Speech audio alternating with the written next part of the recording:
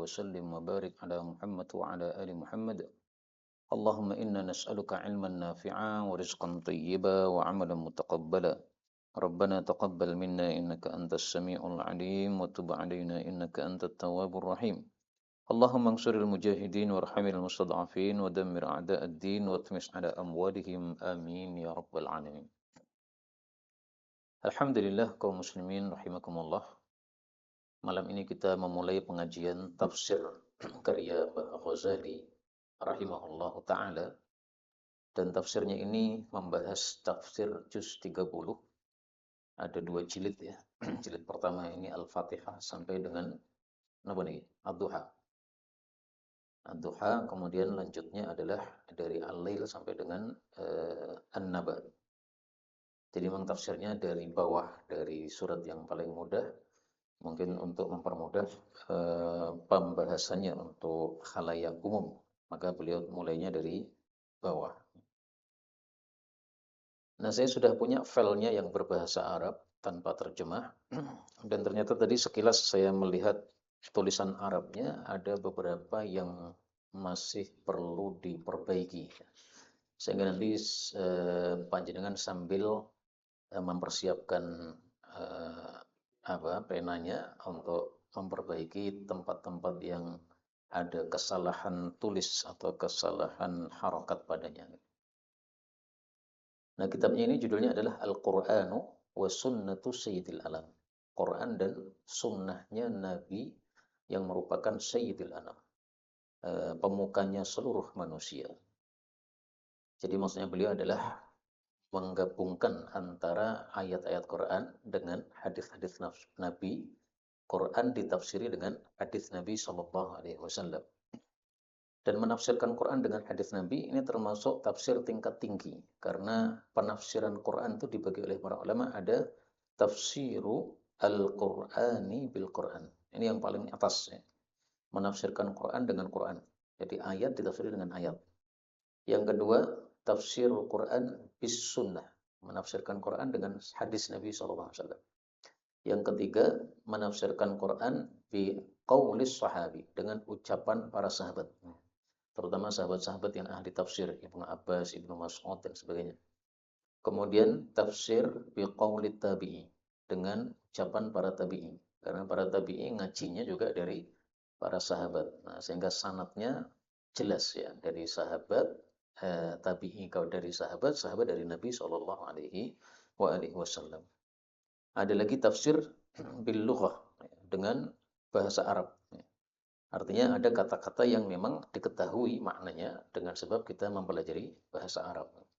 Nah, kalau tidak ada tafsirannya dari Quran, diambilkan dari sunnah. Nggak ada dari sunnah, dari sahabat. Dari sahabat nggak ada, dari tabi'in. Dari tabi'in nggak ada. Nah, dari sisi lughat atau lugat bisa kita tafsirkan. Nah, di sini beliau pakai metode menafsirkan Quran dengan sunnah Nabi Shallallahu Alaihi Wasallam. Dikolami dengan pena Al-Faqir Abi Muhammadin Ma'muri Imam Ghazali Ibn Hasan Ustaz. Abu Muhammad ini nama kunyah beliau. Anaknya bernama Muhammad Ma'muri berarti ya. Kemudian nama beliau sendiri adalah Imam Ghazali. Tapi ini adalah nama pena karena nama asalnya Damanhuri, sebagaimana dijelaskan oleh cucunya kemarin ya. Adapun Hasan Ustadz ini berarti adalah bapaknya beliau. Ini Ustadz ini nama atau panggilan? Karena kalau panggilan biasanya kan Ustadz Hasan itu ya. Ini kok Hasan Ustadz itu memang namanya Hasan Ustadz atau bagaimana? Pribun? Enggak, yang tahu cucunya maksudnya ya. Jadi ini intinya ada 3 nama, Pak. Nama pertama Muhammad Ma'muri, ini anaknya. Nama kedua Imam Ghazali, ini penulisnya ini. Kemudian nama ketiga Hasan Ustadz, ini adalah bapaknya. Nah, cuma kata-kata Ustadz nih, saya sejak dulu saya pengen ngerti ya. Sebenarnya itu nama atau panggilan untuk beliau. Kemudian saya tulis di sini tertib Abi Zaidan Al-Arabi. Wa Aisyah. Aisyah ini salah satu ustazah yang saya minta untuk mengetik ulang ayat-ayatnya. Karena ayat-ayatnya kemarin itu ada setelah filenya saya miliki itu masuk di laptop saya itu berubah semua. Jadi kode-kode gitu, nggak bisa terbaca. Ya, maka oleh beliau ini dibantu untuk apa? Dituliskan ulang ayat-ayatnya. Maksudnya?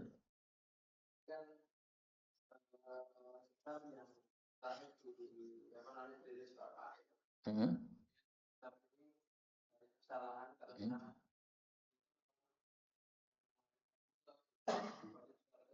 Hmm. Hmm. Hmm. Hmm. Terus ini yang hasil, oh, hasil revisi. Iya.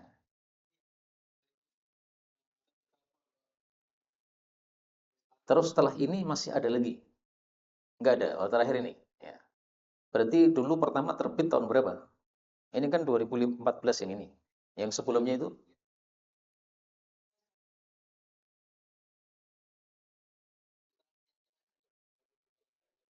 Oh, berarti habis ini masih ada lagi yang dua-dua.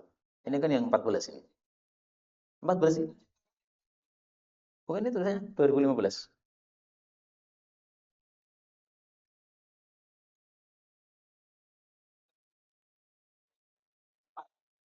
Oh, ya ya ya ya. Berarti yang luar belum diubah ini ya. Berarti yang dalam ini ya.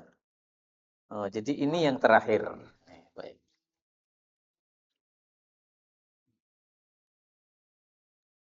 Hmm.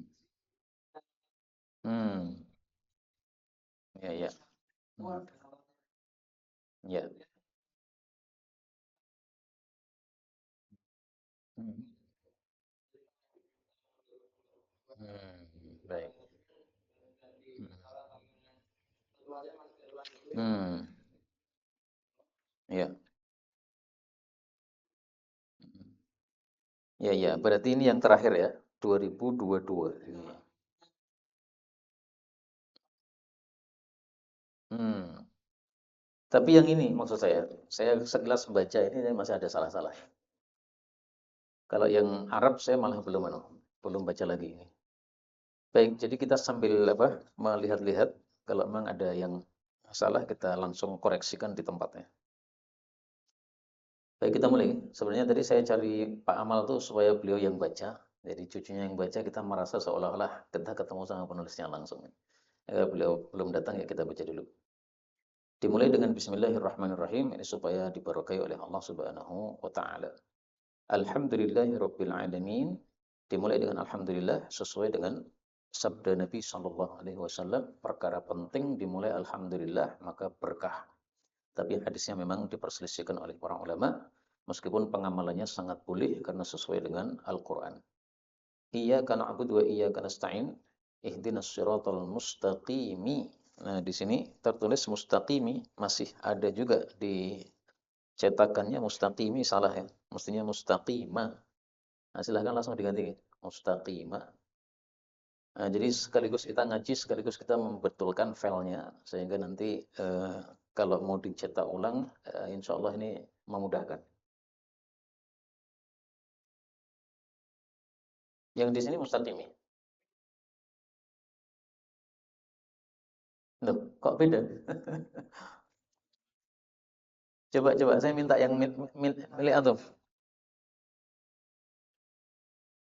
Oh, emang ada berapa? Oh, kita mulai dari mukaddimah. Kita mulai dari mukaddimah. Nah, ini kita tunggu-tunggu ini.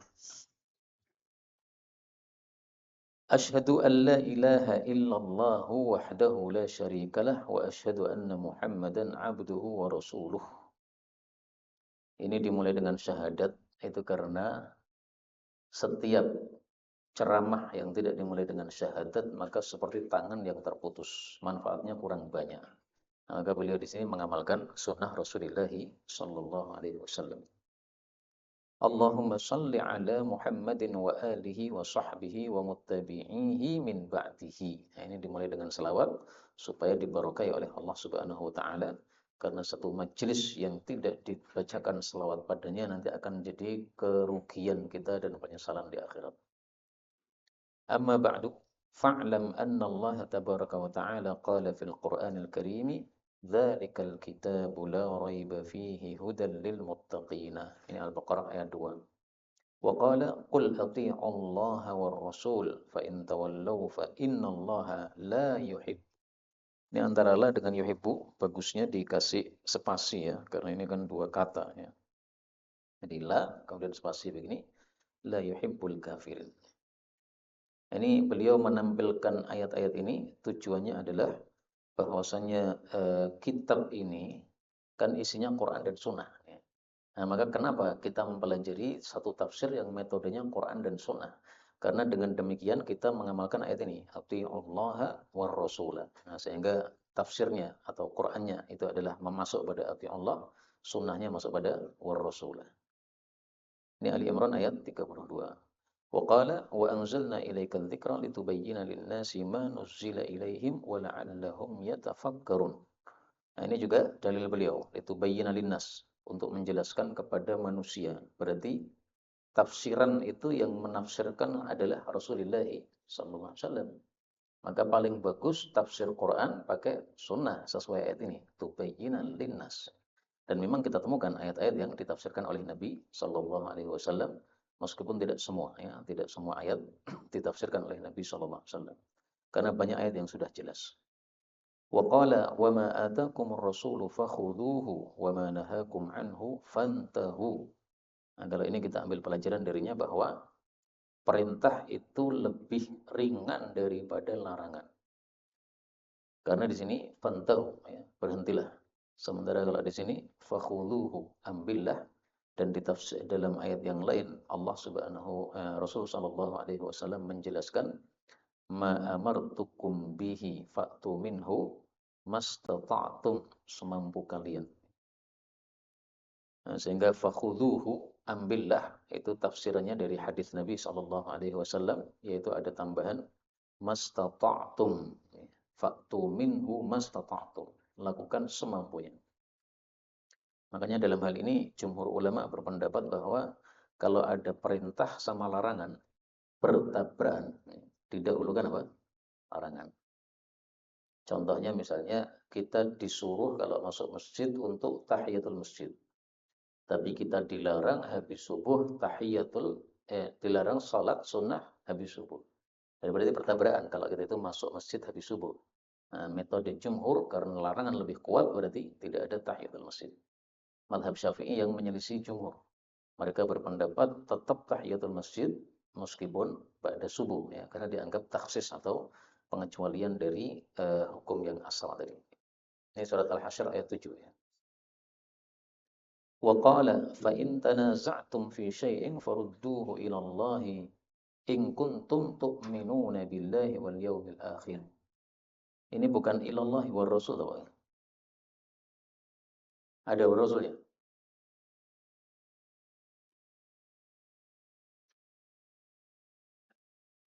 Nah, sekarang halaman 2. Farudduhu ilallahi. Surat An-Nisa ayat 59. Ada war rasulnya. Nah, ditambah sini Pak. War rasuli.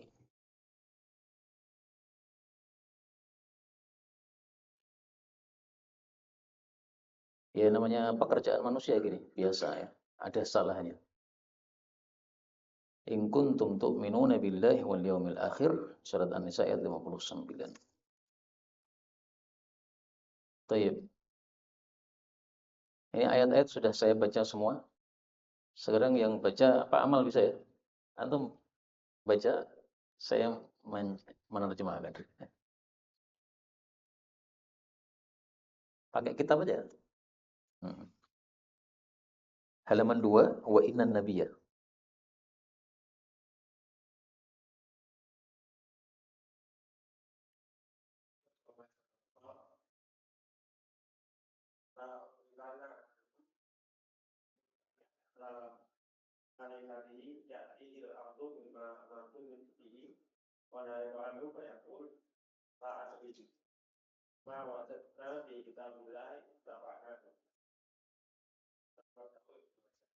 Ibnu Majahin, nah ini hinnya diganti dengan sukun. Ibnu Majah.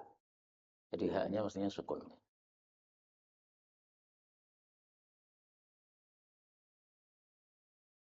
Baik, saya terjemahkan ya. Dan sesungguhnya Nabi Shallallahu Alaihi Wasallam bersabda, la ulfiyanna, betul-betul janganlah saya mendapati ahadakum salah satu kalian muttaki'an bersandar ala arikati di atas dipannya. Artinya dia santai-santai, nggak mau sungguh-sungguh belajar, tapi malah santai-santai, turu-turu. Ya'tihil amru, lalu datang kepadanya satu perintah, mimma amartu bihi, dari apa yang saya perintahkan dengannya.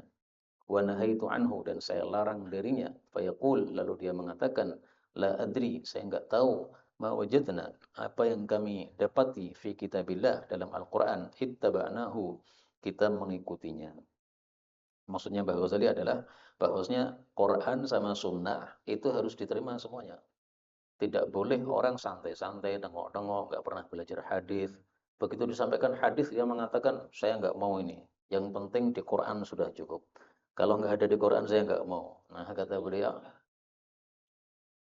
ya, ingkar sunnah. Ya, maka beliau menampilkan hadis-hadis Nabi untuk menunjukkan bahwa dua-duanya ini wahyu, nggak bisa dipisahkan. Ya. Dipisahkan ya sesat. Kemudian ini tulisan ittaba'nahu, mestinya hamzahnya ini tidak dipakai harokat. Karena ini hamzah wasal. Ya. Hamzah wasal itu ketika sambung, ya, maka tidak ada harakatnya. Tapi ketika kita bilah titik, nah, kemudian mulai ittaba'na baru diharakati. Tapi ketika sambung begini, ma wajadna fi kitabillahi ittaba'nahu. Kalau saya pakai apa? Stabilo perbaikannya gitu. Sehingga setiap ada kata-kata yang perlu kita perbaiki ya bisa langsung dikasih tanda. Kenapa? Ittaba'nahu. Nah, itu sebenarnya nggak usah pakai kasroh. Oke, oke, masuk. Oke, itu Bang. Akhrajahu Ibnu Majah wa Abu Daud fi sunanihima an Abi Rafi'in radhiyallahu anhu. Monggo lanjutkan. Waqala.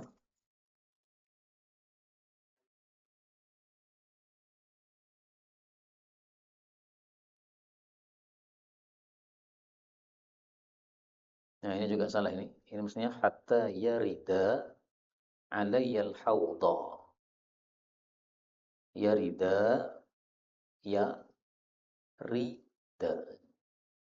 Taraktu, saya meninggalkan fikum di tengah-tengah kalian wahai umat, syai'a ini dua perkara, lan tadillu, yang kalian tidak akan sesat ba'dahuma, setelah dua perkara ini. Nah, berarti kan dua ini nggak bisa dipisahkan. Kalau kita ngambil satu tok ya sesat. Karena dua-duanya ditinggalkan oleh Nabi harus dipegangi. Yang pertama kitab Allah, Quran, yang kedua wasunnati, dan sunnahku. Ini ada dua hadis ya. Yang satunya sunnahku, yang satunya adalah wa itrati, dan keluargaku atau ahlul baitku.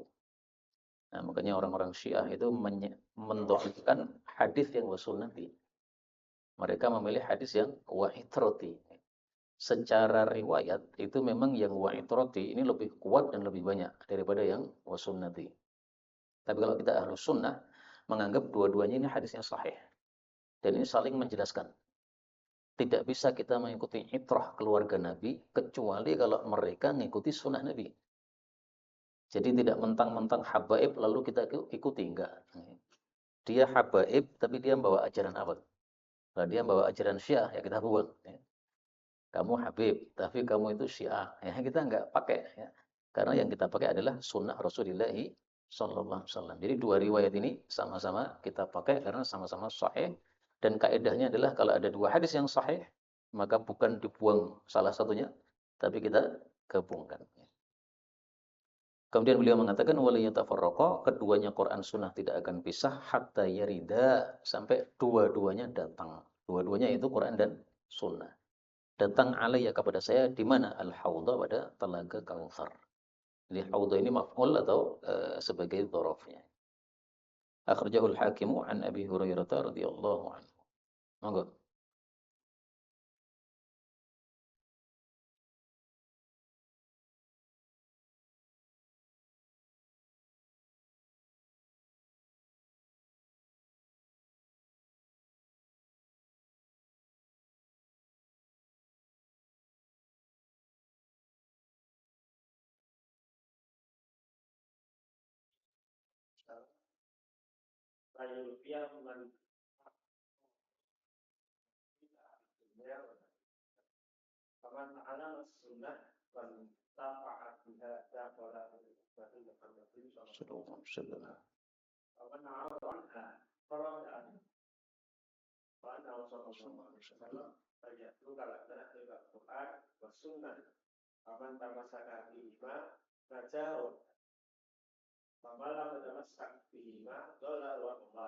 Tayyib, sampai di sini dulu karena panjang penjelasan beliau. Ayyuhal ikhwanul kiram, wahai saudara-saudara yang mulia. Ini satu panggilan yang bagus. Beliau memanggil ikhwan karena zaman dulu mungkin perpecahan, terutama beda fikih itu masih sangat tampak. Satunya kunut, satunya tidak, kemudian dianggap tidak bersaudara lagi. Nah, maka beliau panggil ikhwan. Semua kita ini bersaudara. Mau kamu Muhammadiyah, mau kamu NU, kalau kita jabarkan ya, semua kita adalah ikhwan. Rahimakumullah, semoga Allah merahmati kalian. Ini juga satu kebaikan dari seorang penulis apabila dalam buku-bukunya itu mendoakan kepada orang-orang yang membaca. Qad tabayyana, telah jelas minal ayati, dari ayat-ayat di atas, wal ahadisi, dan hadis-hadis juga, anna hudallahi, bahwasanya petunjuk Allah li ibadihil muttaqin, untuk hamba-hambanya yang bertakwa, itu tempatnya adalah fil Qur'an, dalam Al-Qur'an. Dalilnya salah satunya hudal lil muttaqin, hudal linnas, dan sebagainya. Faman tam'allamahu, maka barang siapa yang mempelajari Quran, wantafa'a bihi, dan dia mengambil manfaat dengan Quran, kana minal muhtadin, adalah dia pasti termasuk orang-orang yang mendapatkan hidayah. Wa man a'rada anhu, siapa yang berpaling dari Quran, kana minal kafirin, dia termasuk dari orang-orang kafir. Ayat-ayatnya sudah kita baca di atas tadi. Wa innan nabiyya, dan sesungguhnya Nabi sallallahu alaihi wasallam, la yulfiya, tidak akan menjumpai, man a'rada anis sunnah, orang yang berpaling dari sunnah, la fid dunya, tidak di dunia, wala fil akhirah, tidak pula di akhirat kelak. Ini syarat bahwasanya besok di Telaga Kautsar itu yang berpaling dari sunnah Nabi itu tidak akan ditemui oleh Nabi, bahkan diusir oleh Allah dari Telaga Kautsar. Faman ta'allama sunnah, maka barang siapa yang mempelajari sunnah Nabi, wantafa'a biha, dan mengambil manfaat dengannya, dakhala min ummati Muhammadin sallallahu alaihi wasallam, dia pasti termasuk di dalam umat Nabi Muhammad sallallahu alaihi wasallam. Ini menurut saya dakhala min ini kurang bagus. Bagusnya apa? Dakhala fi. Tapi kalau tulisan orang jangan diubah. Bolehnya kita ngasih komentar saja ya. Misalnya dikasih di bawah komentar la'alla sawab dakhala fi, ya, misalnya gitu. Menurut saya loh, belum tentu apa yang saya rasakan ini benar. Karena saya juga orang Jawa. Cuma dari bacaan-bacaan yang sering saya baca, kalau dakhala itu biasanya adalah fi, ya, bukan min. Tapi jangan diubah. Maksudnya sama, hanya kefasihan saja maksudnya. Wa man a'rada, daripada siapa yang berpaling anha, dari sunnah, kharaja 'anil ummah, dia keluar dari umat. Wa annahu, dan bahwasanya Nabi sallallahu alaihi wasallam, la yatruka lana, tidak akan meninggalkan untuk kita, illal Qur'an was sunnah, kecuali Quran dan sunnah saja. Faman tamassaka, maka barang siapa yang berpegang teguh, bihima, dengan keduanya, naja, pasti selamat, wahtada, dan pasti mendapatkan hidayah. Saya artikan pasti karena ini fi'il madhi, ya. Fi'il madhi untuk sesuatu yang akan datang itu berarti pasti. Wa man lam yatamassak, barang siapa yang tidak berpegang teguh bihima, dengan keduanya, dhalla, pasti sesat, wa ghawa, dan sesat. Dhalla sesat, ghawa sesat. Kenapa diungkapkan dua kali? Takkid namanya. Tapi memang antara dhalla dengan ghawa ada perbedaan, ya. Dhalla itu kebalikannya adalah hidayah, hada. Sementara ghawa kebalikannya adalah rasyada. Sebagaimana Allah mengatakan, ma dhalla sahibukum wa ma ghawa. Qad tabayyana ar-rusydu minal ghayyi. Jadi sama-sama artinya sesat, tapi ada perbedaan. Sehingga beliau mengatakan dhalla karena tadi ihtada. Nah, kemudian beliau menambahkan ghawa, nah, itu supaya lebih kuat lagi maknanya. Monggo silakan.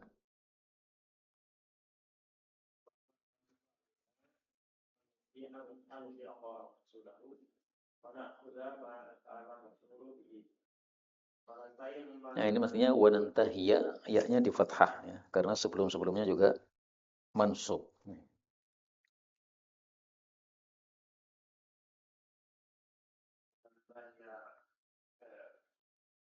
Amma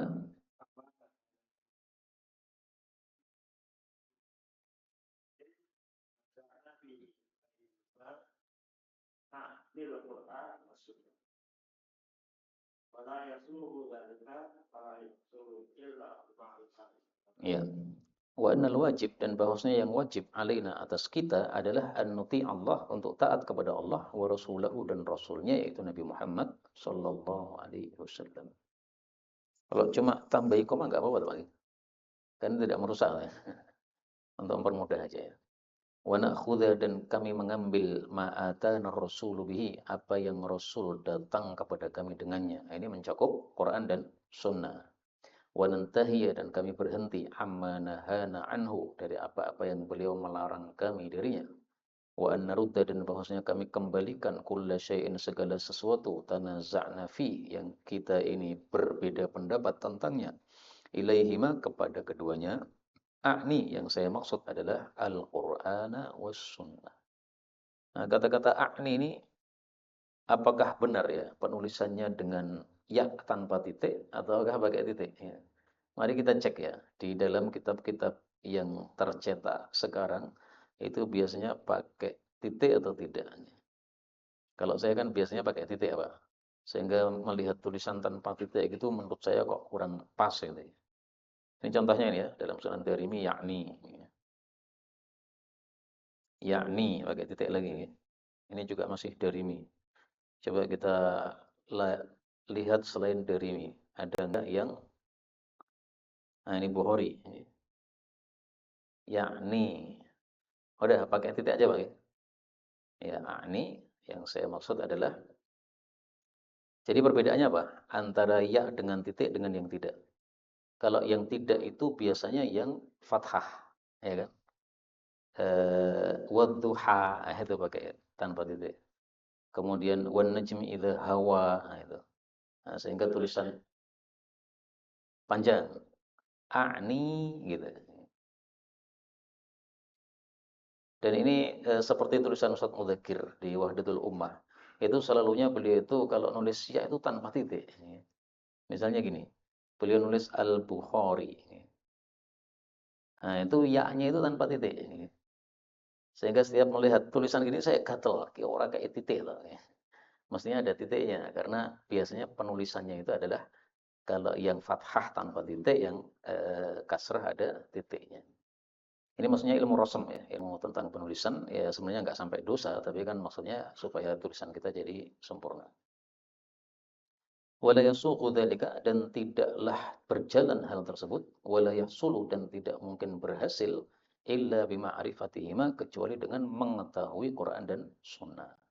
Nah, maka maksud beliau dengan muqaddimah ini adalah ayo pelajari Quran Sunnah, karena tidak mungkin tanpa pelajari Quran Sunnah kita bisa dapat hidayah, nggak mungkin. Ini kalau kita lihat kondisi beliau zaman dulu itu kan seringnya yang dikaji kan kitab-kitab fikih. Yang kitab-kitab fikih itu biasanya tidak menyebutkan dalil Quran dan Sunnah. Nah, maka beliau tampaknya kurang cocok dengan metode pembelajaran seperti itu. Jadi cocoknya gimana? Ya sudah, Qurannya saja. Dari Quran kita bisa ngambil fikih. Hadisnya saja, dari hadis kita bisa ngambil fikih. Tapi sebenarnya mempelajari fikih langsung dari kitab fikih itu lebih nyaman dari sisi akan tergambar fikih itu. Terskema dengan mudah. Hanya kesalahannya orang-orang yang belajar fikih sekarang, kalau sudah belajar fikih, titik, selesai. Habis itu nggak belajar dalilnya. Akhirnya kalau ditanya, apa dalilnya? Nggak paham. Sehingga kalau melihat pendapat yang lain, itu menganggap salah. Karena tidak ada di kitab ini. Kan lucu. Padahal fikih kan sangat luas dan dalilnya itu masing-masing punya dalil dari Quran dan Sunnah. Maka dua metode ini sebenarnya bagus untuk digabungkan ya. Langsung ke Quran dan Sunnah bagus supaya kita paham dalil. Tapi juga mengkaji kitab fikih ini juga bagus dalam rangka untuk mempermudah apa? Skema fikih. Monggo lanjutkan.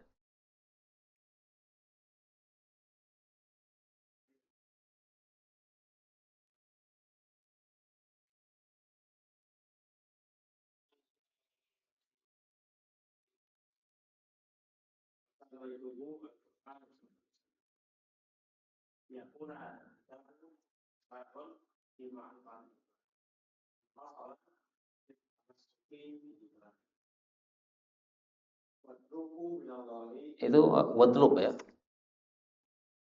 Maksudnya watlubu. Antum baca yang sesuai pendapat antum benar meskipun berbeda dengan yang di kitab. Maka di sini antum baca watlubu sudah benar, bukan watlub. Monggo.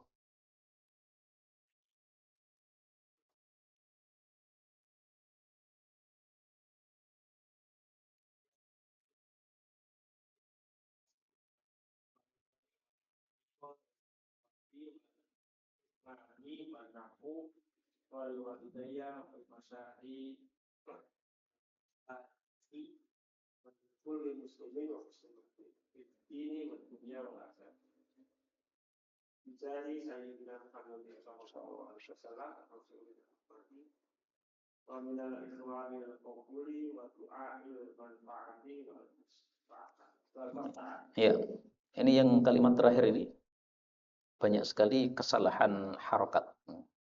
Maka kita agak pelan-pelan nih. Walidzalika, dan karena itulah jama'tu, saya mengumpulkan, wa katabtu, dan saya menulis, musta'inan billah, dalam keadaan minta tolong kepada Allah Subhanahu wa taala, Al-Qur'an wa tafsirahu, dan tafsirnya, anin Nabi sallallahu alaihi wasallam, alladzi amarallahu, yang Allah telah memerintahkan, maksudnya memerintahkan beliau, bitafsirihi, untuk menafsirkannya, linnas, kepada manusia, yaitu pada ayat yang di atas tadi sudah kita baca. Wasamaituhu, dan saya menyebut kitab ini dengan nama Al-Qur'ana wa Sunnata Sayyidil Anami. Ini dibaca Al-Qur'ana boleh, tapi seringnya itu malah Al-Qur'anu, karena jadi nama. Namanya adalah Al-Qur'anu wa Sunnatu Sayyidil Anami. Liyakuna, supaya menjadi hadal kitab ini, wasahon, ini menurut saya salah ini. Ini mestinya masahon. Ada enggak kitab ke makhtutahnya beliau, atau yang apa, tulisan tangan beliau, ada enggak? Enggak punya ya. Karena kalau saya mengatakan ini mestinya masahon, mesti kan antum tanya loh, kok ngerti kok ngerti gitu. Karena kata-kata wasahon itu enggak ada di kamus. Kalau masahon ada. Coba nih, ke atas tadi ada kata-kata wala yasuhu, itu. Nah, sudah ada yasuhu. Yasuhu itu kalau dibuat dzaraf itu menjadi masahon. Ya, seperti apa? Makanan. Ya. Nanti kalau wasahon nggak ada dalam kamusnya. Maka ini menurut saya ini eh, yang ngetik apa namanya? Melihat wawu seperti melihat mim seperti wawu, akhirnya tertulis wasahon. Supaya kitab ini menjadi masahon, jalan lima arifatihima, untuk mengetahui Quran dan Sunnah. Mufassalan ini menurut saya juga mestinya wa mafsilan. Mafsilan itu pemisah atau wasit. Kalau mufassal itu yang diperinci, enggak cocok kan? Coba terjemahnya apa? Bisa dicari terjemahnya di situ. Mungkin terjemahnya sudah benar, hanya harokatnya aja yang bermasalah.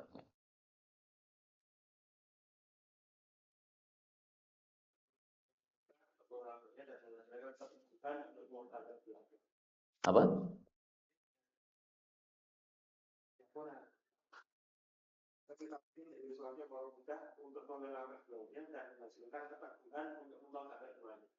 Menghasilkan. Kalau menghasilkan muhassilan wa muhassilan itu. Nah, makanya ini perlunya kita apa? Tahu ada tulisan tangannya aslinya itu untuk bisa melihat.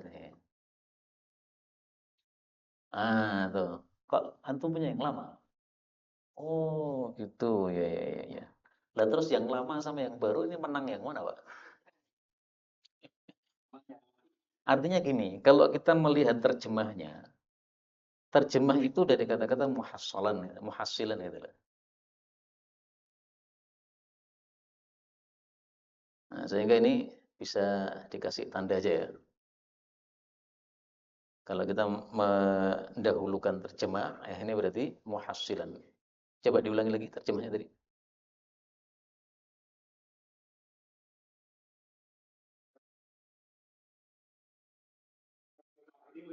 Sesuatu yang mengenalkan dunia dan menunjukkan atas Tuhan. Ya. Kayaknya terjemahnya udah bagus banget ya. Artinya kayaknya itu yang dimaksud beliau gitu loh. Sehingga kalau betul itu yang dimaksud beliau, ini mestinya muhassilan pakai shot. Wa muhassilan, dan dia itu menghasilkan. Jadi dengan sebab kitab ini maka kitab ini menghasilkan. Pakai shot. Si. Ma itu si. Muhassilan, menghasilkan litamassuki bihima, untuk orang-orang itu berpegang teguh dengannya. Jadi tujuan setelah pelajari kitab ini, orang jadi sadar, oh ternyata kita itu perlu kepada Quran dan Sunnah itu. Wa atlubu, dan saya meminta minallahi, dari Allah, bijam'i. Nah, ini bukan jami'i.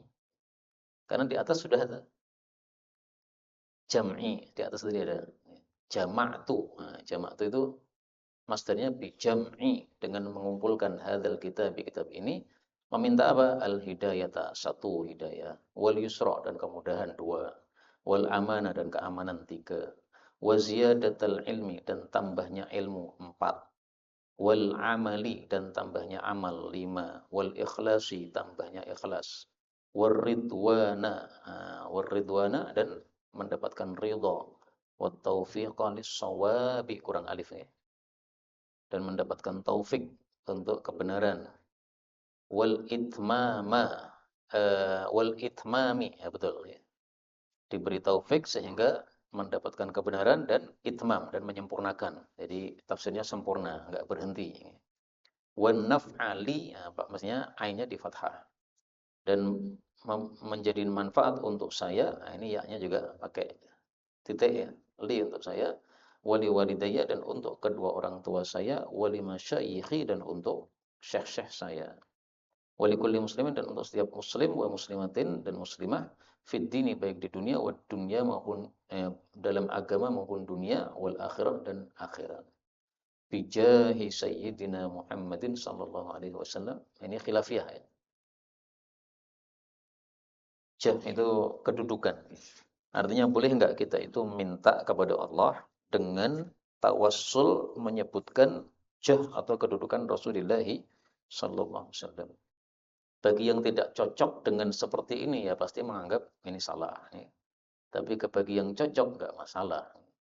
Jadi kalau tulisannya Syekh Nawawi Banten itu pasti seringkali dalam mukadimah bijahi sayyidina Muhammadin sallallahu alaihi wasallam. Kalau teman-teman Salafi enggak cocok kayak begini. Ya enggak ada masalah ya, ini kan madhab beliau begini. Bukan, kalau sayyidina enggak masalah, yang jahnya ini Pak. Jadi kita tawasul dengan apa? Kedudukan Nabi, padahal Nabi sudah wafat. Sayyidina Muhammadin sallallahu alaihi wasallam, yaitu Rasulur Rahmah, Rasul yang membawa rahmat, wa minal ikhwani, dan mengharap dari ikhwan, al-qabuli. Nah, ini mestinya qabula sebagai maf'ul. Diterima, wa du'a al-manfaati, dan doa supaya bermanfaat, wal maslahati, dan maslahat. Nah, beberapa harakatnya masih banyak yang perlu diperbaiki.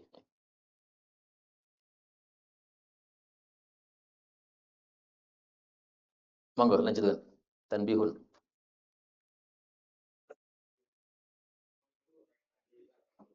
Mufassirata.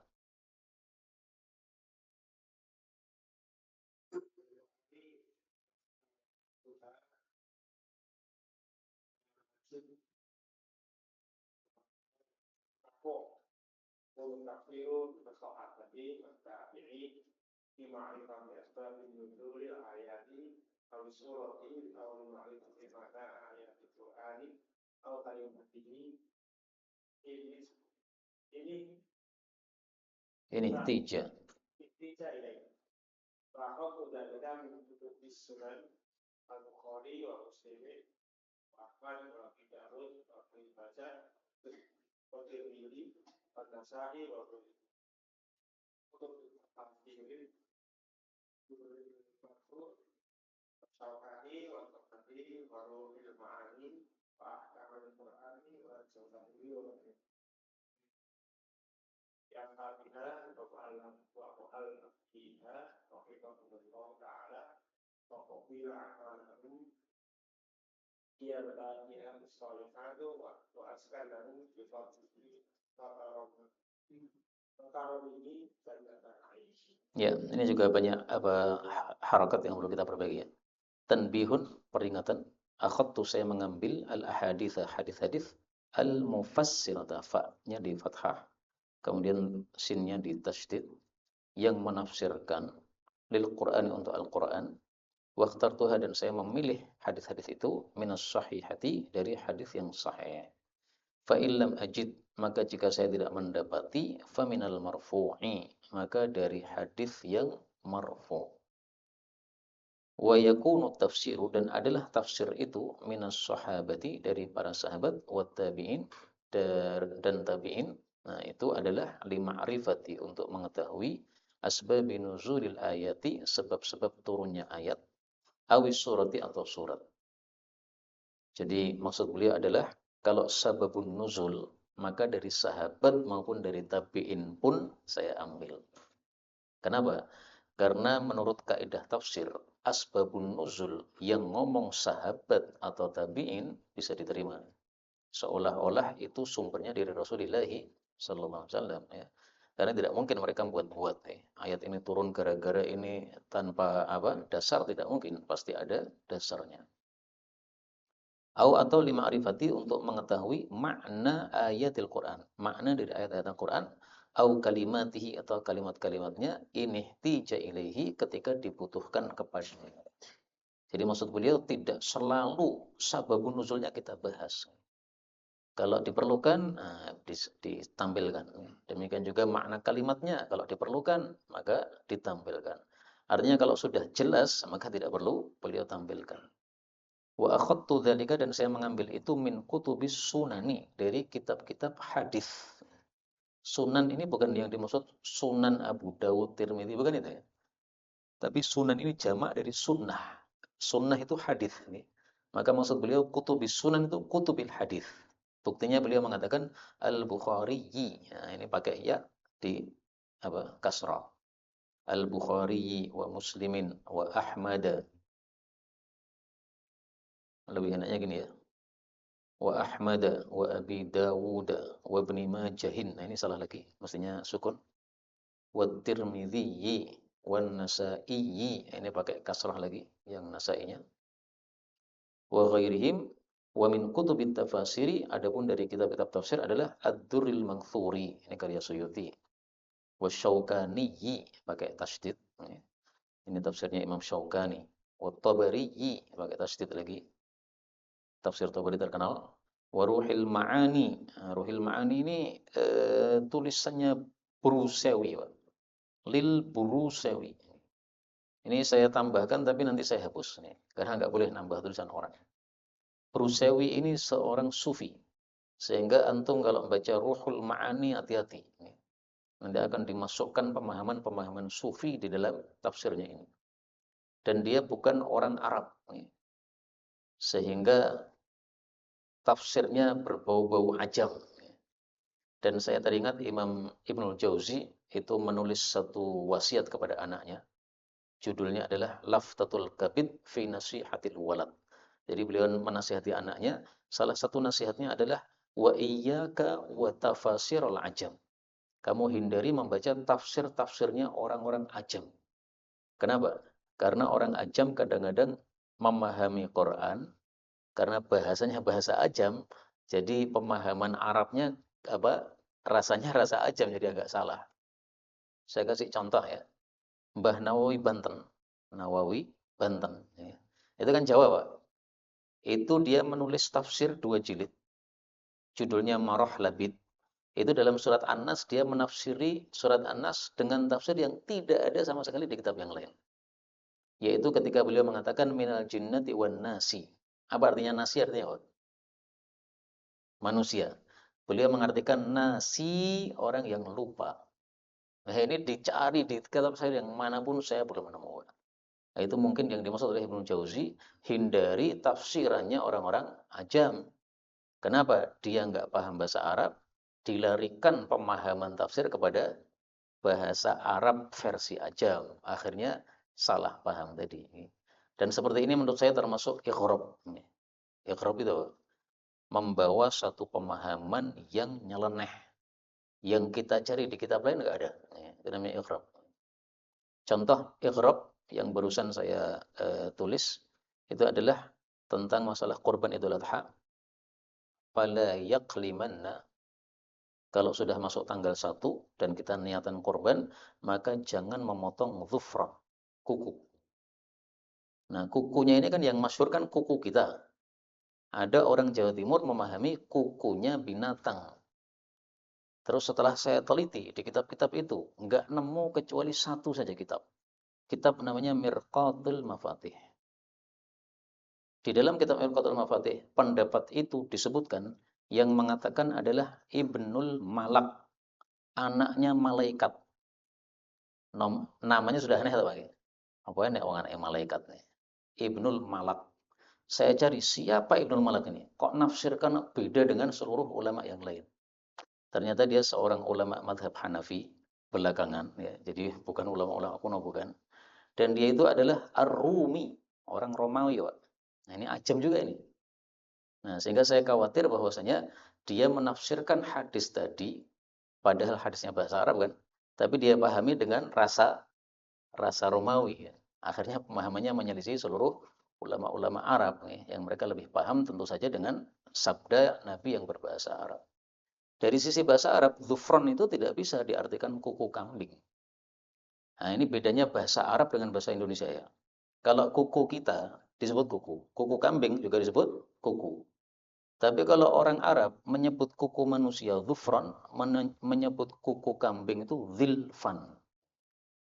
Nah, Nabi mengatakan la yaklimanna, jangan memotong dhufran. Beliau tidak mengatakan dhulfan. Sehingga kalau diartikan dhufran itu kuku kambing, ya gue keblinger. Karena kamu nggak paham apa bahasa Arab, ya. Bisa dikatakan begitu. Sehingga sampai hari ini saya belum menemukan yang mengartikan tidak boleh potong kukunya kambing kecuali 3 orang. Satu tadi orang Romawi tadi, Ibnul Malak, anaknya malaikat. Kemudian satu guru kami sendiri, Dr. Mustafa Ali Yaakob, ya, saya pernah ngaji sama beliau di rumah beliau. Kemudian satu lagi salah satu kiai Jawa Timur masih hidup, namanya saya lupa. Dia nulis satu buku yang dulu pernah dibagikan di majelis ini. Masih ingat ya? Nah, itu siapa itu namanya? Nah, itu. Cuma 3 orang itu. Pomo masih ada lagi, pasti dipastikan, diyakinkan pasti bukan orang Arab pasti. Pasti bukan apa? Orang Arab. Kalau orang Arab akan tahu apa itu zufran, apa itu zilfan. Nah, kembali ke sini tadi, ya. Ruhil Ma'ani, gara-gara Ruhil Ma'ani tadi. Ruhil Ma'ani ini rujukannya, salah satu rujukannya Mbah Ghazali. Nah, kalau beliau nggak masalah, beliau udah alim, ya. Kita-kita yang masih sedikit ilmunya, hati-hati kalau baca kitab Ruhil Ma'ani. Kemudian wa ahkamil Quran, ini mungkin yang dimaksudnya karya Imam Tirmidzi, Qurtubi, ya. Wal Jawahir. Nah, Jawahir saya nggak tahu kitab apa ini. Ada yang tahu kitab Jawahir itu kitab apa? Kita cek di sini, ya.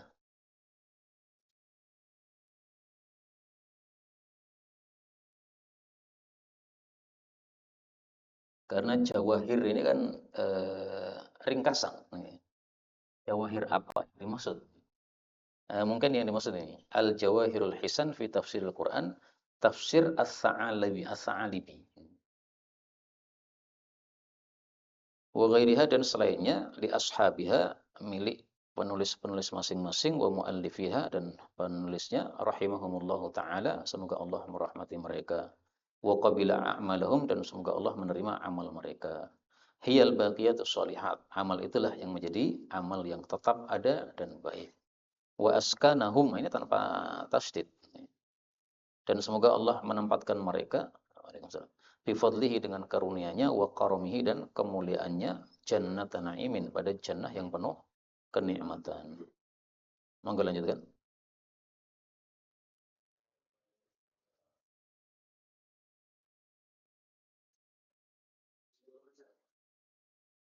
Ya.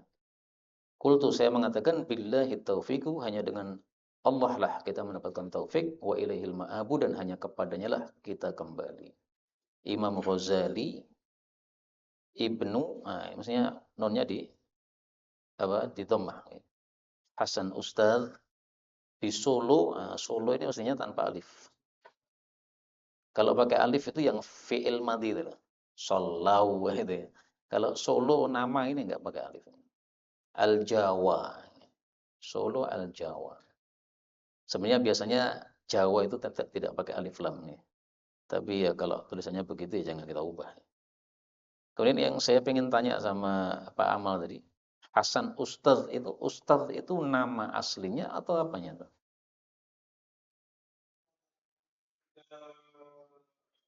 Mana saja juga. Hmm.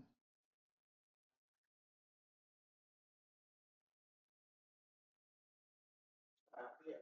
Oh gitu. Jadi nama aslinya Hasan untuk membedakan Hasan Ustadz. Oh gitu. Ya, ya. Jadi seperti ya misalnya gini Pak, Hasan Kambing itu kan penjual kambing. Hasan apa sate berarti, nah itu maksudnya. Berarti memang ini Ustadz ini untuk membedakan. Ya. Istilahnya apa? Tamyiz. Ya. Jadi untuk tamyiz. Makanya kok di belakang gitu loh. Kalau memang itu sebagai gelar kan biasanya di depan Ustadz Hasan. Ya.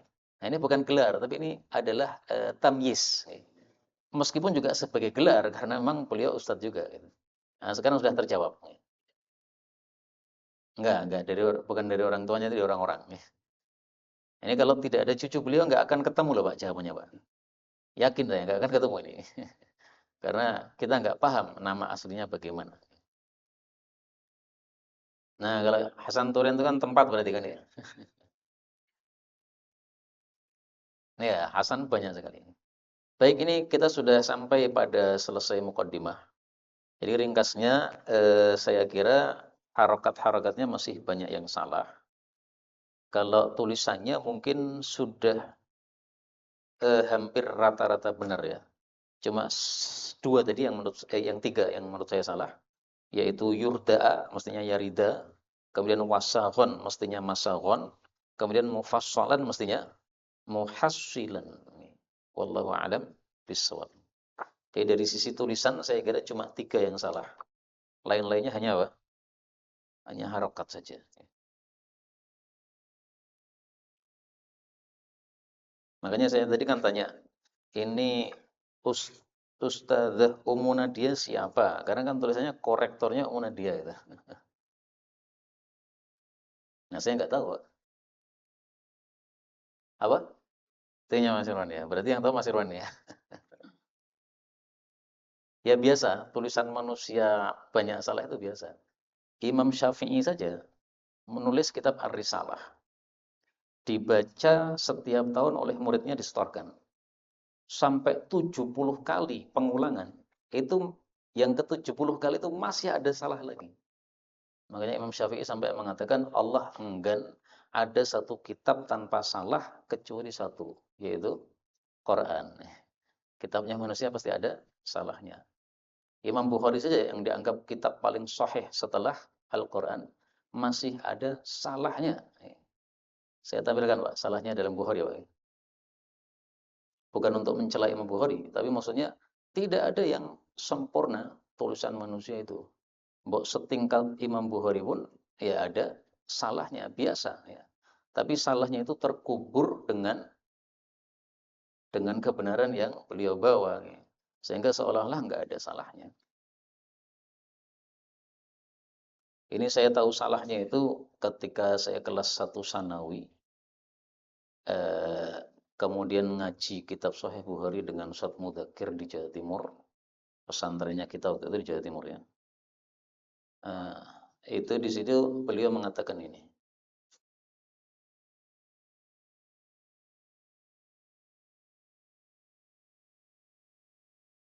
Man bada'a bil hilabi. Orang yang memulai mandinya dengan pakai hilab. Awit tibi atau parfum. Indal husli ketika mandi. Nah, kata-kata hilab ini dianggap salah oleh banyak para pensyarah Sahih Bukhari. Imam Bukhari kan memang bukan orang Arab ya. Ya Arab nasabnya, tapi maksudnya tinggalnya di Bukhara. Bukhara kan bukan Arab nih. Rusia. Ya. Nah, hilab itu ember. Sementara beliau memahami hilab itu tip parfum. Jadi ada parfum jenis hilab. Sehingga beliau memahami salah. Masa ada orang mandi pakai parfum dulu, Pak? Kan lucu. Mestinya mandi dulu, baru kalau sudah selesai pakai parfum. Nah, dianggap salahnya karena hilab kok diartikan parfum. Padahal hilab itu adalah ember. Nah, kalau mandi dimulai dengan ember, benar. Karena sebelum kita mandi bawa air dulu. Zaman dulu kan memang kamar mandinya kan sederhana. Jadi belum disiapkan ember. Nah, maka di sini da'a bi syai'in minal hilab. Nabi mengambil sesuatu nahwal hilab, semisal ember. Nah, kalau Imam Bukhari memahami, beliau meminta semacam parfum hilab. Lalu beliau mengambil dengan telapak tangannya. Artinya dari parfum tadi kemudian dimulai. Nah, itu yang dianggap salah oleh para ulama kita rahimahumullahu taala. Ini contoh kesalahan dalam Sahih Bukhari. Tapi ada juga yang membela Imam Bukhari. Enggak, maksudnya Imam Bukhari bukan begitu. Kalau melihat dohir tulisannya ini, bil hilabi awit tibi, nah ini berarti hilab ini dipahami oleh Imam Bukhari sebagai tib, sebagai parfum. Baik, ini kiranya yang dapat kita baca. Masih ada sisa waktu, kalau ada pembahasan silahkan. Oke, monggo.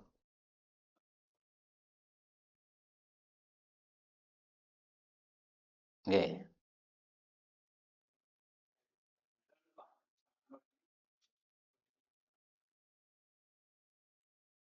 Apa itu sumbernya? Ya kalau yang dimaksud adalah dia pakai pendapat pribadi, ya nggak boleh. Tapi kalau yang dimaksud adalah dia merujuk kepada kitab-kitab fikih. Fikih itu sebenarnya ringkasan dari Quran dan hadis. Sehingga kalau kita merujuk dalam menjawab sesuatu dengan kitab-kitab fikih, ya sebenarnya nggak ada masalah. Tapi tadi, jangan belajar fikih berhenti sampai di fikihnya saja, akhirnya tidak paham dalil. Lanjutkan dengan dalil. Oh, takwa. Takwa itu kan artinya takut, Pak. Takut memang hanya kepada Allah Subhanahu wa taala yang disertai dengan pengagungan.